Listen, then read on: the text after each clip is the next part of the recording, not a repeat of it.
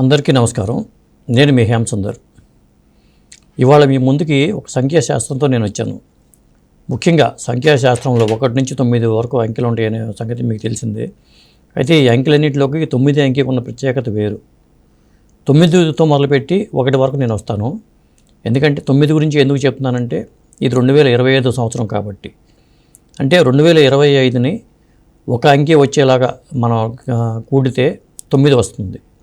కాబట్టి 9 అంకె మన జీవితాలతో ఎలా పెనవేసుకుపోయింది అనే అంశాన్ని మీకు ప్రస్తావించదలుచుకున్నాం.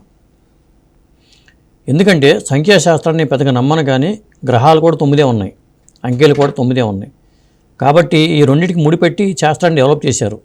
ఎందుకంటే మన క్యాలెండర్ వచ్చిన తర్వాత నుంచే ఈ శాస్త్రాన్ని డెవలప్ చేశారని చెప్పుకోవాల్సి వస్తుంది. అందువల్ల నేను అబ్జర్వ్ చేసింది ఏంటంటే సంఖ్యాశాస్త్రం నమ్మకపోయినా, జ్యోతిష్ శాస్త్రాన్ని నమ్మినా కానీ 9కి ఒక ప్రత్యేకత ఉంది అనే విషయాన్ని మాత్రం నేను ప్రగాఢంగా నమ్ముతున్నాను. కాబట్టి దీని మీద వీడియో చేయాల్సి వస్తుంది. ఈ సంవత్సరం 9తో కూడిన సంవత్సరం కాబట్టి మరి జనవరి నెలలోనే మన తెలుగు సంవత్సరాలు చూసుకుంటే అక్కడి నుంచి లెక్క పెట్టుకోవచ్చు, లేకపోతే జనవరి నుంచి కూడా లెక్క పెట్టుకుంటే. అందుకే 9 అనేది ఒక అల్టిమేట్ నెంబర్ అనమాట. ముఖ్యంగా అంటే సాధారణంగా 9తో పుట్టిన వాళ్ళు ఎవరయ్యా అంటే డెస్టినీ నెంబరు, బర్త్ నెంబర్ అని ఉంటాయి. బర్త్ నెంబర్ ఏంటంటే మనం 17వ తారీఖు 18వ తారీఖు పుట్టామనుకోండి, 1 + 8 9 అని వస్తుంది. అలాగే అంటే బర్త్ నెంబర్ అంటే అది. ఇక డెస్టినీ నెంబర్ అంటే మనం పుట్టిన తేదీ ప్లస్ నెల ప్లస్ సంవత్సరం కలిపితే వచ్చేది డెస్టినీ నెంబర్ అంటారు. ఈ 2 నెంబర్లకి కూడా అవినాభావ సంబంధం ఉంటుంది. ఎందుకంటే ఈ సంఖ్యాశాస్త్రవేత్తలు ఏం చేస్తారంటే దీన్ని అడ్డం పెట్టుకుని వేలకి వేలు ఫీజులు వసూలు చేస్తూ ఉంటారు. కానీ మరీ అంత మూఢంగా కూడా మీరు సంఖ్యలు బట్టి వెళితే కూడా ఇబ్బందికరంగానే ఉంటుంది. అంటే మీ పేరు ఈ ప్రకారం ఉండాలని చెప్పి వాళ్ళు అంటూ ఉంటారు. ఇది చాలా సింపుల్ నాలెడ్జే, పెద్ద దీనికోసం శాస్త్రాలు ఆపోషణ పట్టాల్సిన పని లేదు. సంఖ్యలతో ముడిపడింది కాబట్టి దీనికి సంబంధించి గూగుల్లో కొట్టినా మీకు చాలా సమాచారం అయితే వస్తుంది. అది నేను చెప్పేది. ఇక ముఖ్యంగా 9 అనగానే మనకి నవగ్రహాల్లో కుజుడు గుర్తొస్తాడు. కుజుడు అంటే అగ్రెసివ్ ప్లానెట్. మరి అది కాలపురుషుడి రాశిలో మనం మేషం నుంచి మీనం రాశి వరకు ఎక్కేస్తే 12 రాశులు కూడా కాలపురుషుడికి సంబంధించిన రాశిగా, కాలపురుషుడికి సంబంధించిన రాశి మేషం అని చెప్తూ ఉంటాం. అంటే కుజుడికి సంబంధించిన సొంత హౌసు మేషము ప్లస్ వృశ్చికము. అంటే మేషంలో నుంచే మనకు మొదలవుతుంది కాబట్టి, అంటే మేషరాశికి అధిపతి కుజుడు. కాబట్టి 9వ నెంబర్ కూడా కాలపురుషుడికి సంబంధించిందే. కాబట్టి ఈ 9కి మేషరాశికి కూడా చాలా అవినాభావ సంబంధం ఉంది. అది ఇక కుజ నక్షత్రాలకు చూసుకుంటే మనకి కుజుడికి రాశి అధిపతి మనం మేషరాశికి అధిపతి కుజుడు అనుకున్నాం, వృశ్చిక రాశికి అధిపతి కూడా కుజుడు అనుకున్నాం.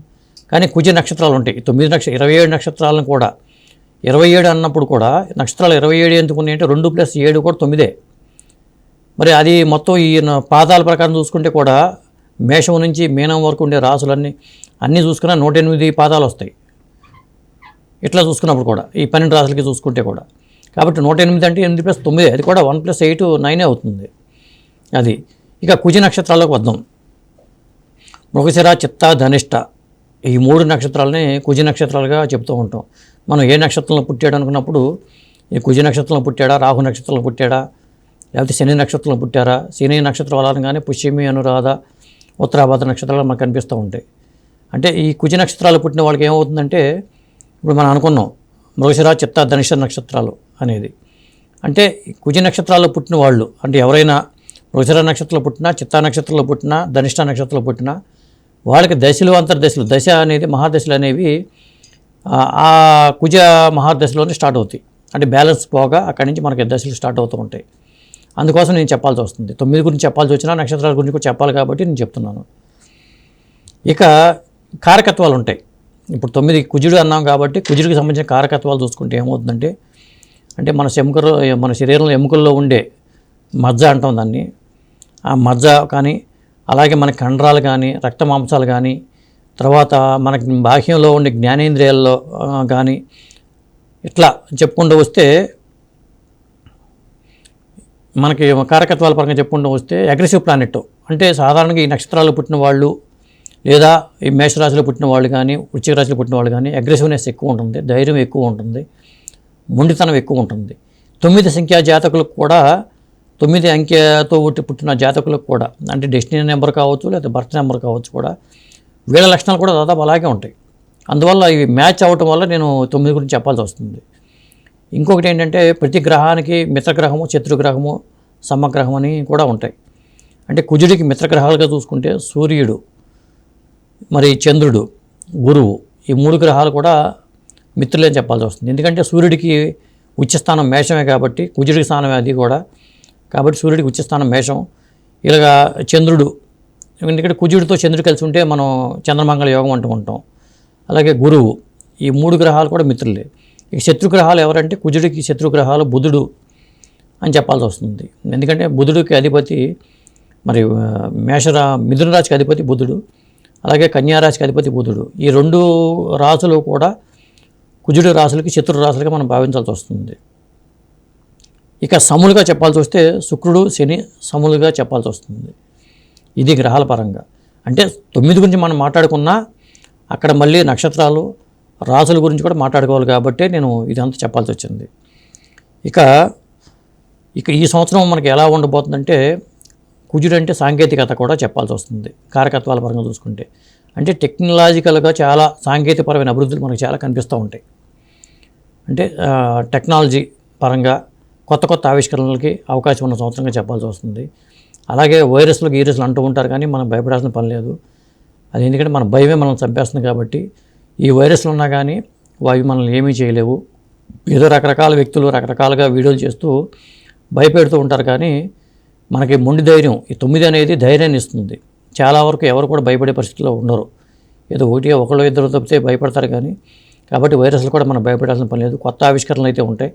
కాకపోతే ప్రకృతి వైపరీత్యాలు, అగ్రెసివ్ ప్లానెట్ కాబట్టి ప్రకృతి వైపరీత్యాలు కానీ వరదలు కానీ ఇలాంటివి ఈ సంవత్సరంలో వచ్చే అవకాశాలు ఎక్కువగా ఉంటాయి.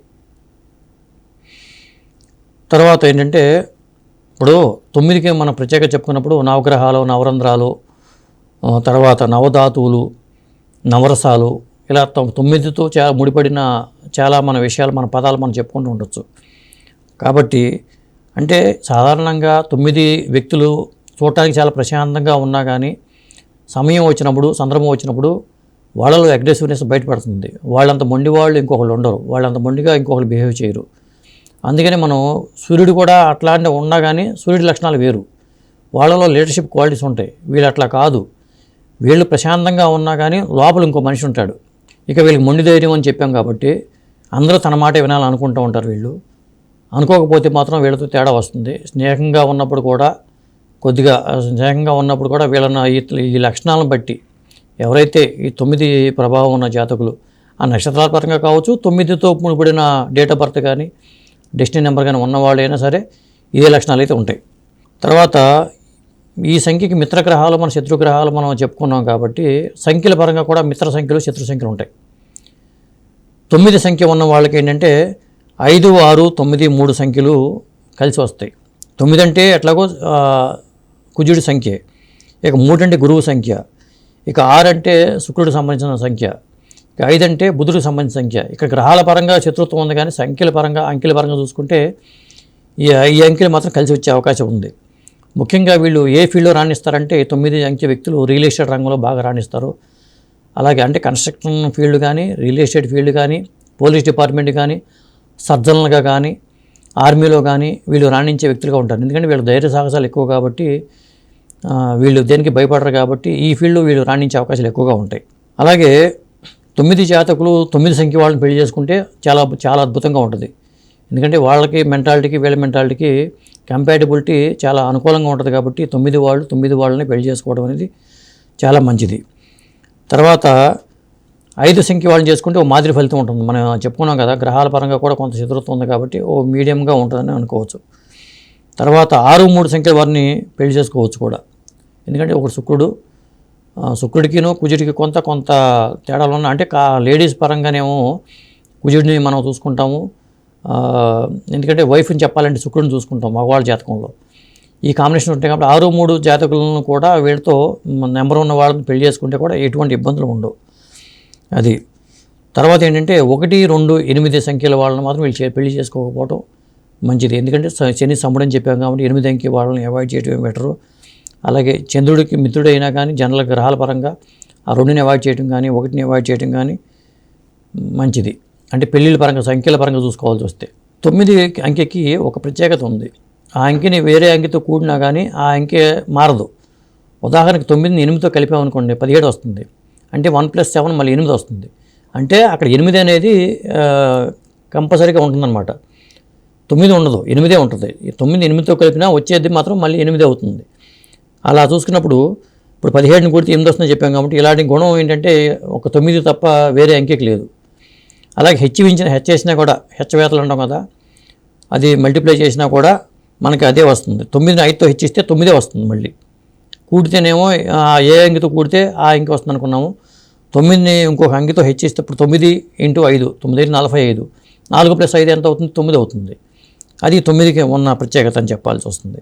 తర్వాత ఈ జన్మలో పుట్టిన వాళ్ళకి, ఈ సంఖ్యలో పుట్టిన వాళ్ళకి ఏంటంటే ఈ జన్మలో ఫలితాన్ని ఈ జన్మలో అనుభవిస్తారు. మళ్ళీ వేరే జన్మల కోసం ఉండదు. మన పాపకర్మలు చేసినా లేకపోతే పుణ్యకర్మలు చేసినా, మంచి చేసినా ఈ జన్మలోనే మంచిని అనుభవిస్తారు, తప్పు చేసినా అది ఈ జన్మలోనే అనుభవిస్తారు, వేరే జన్మల దాకా ఉండదని చెప్తూ ఉంటారు.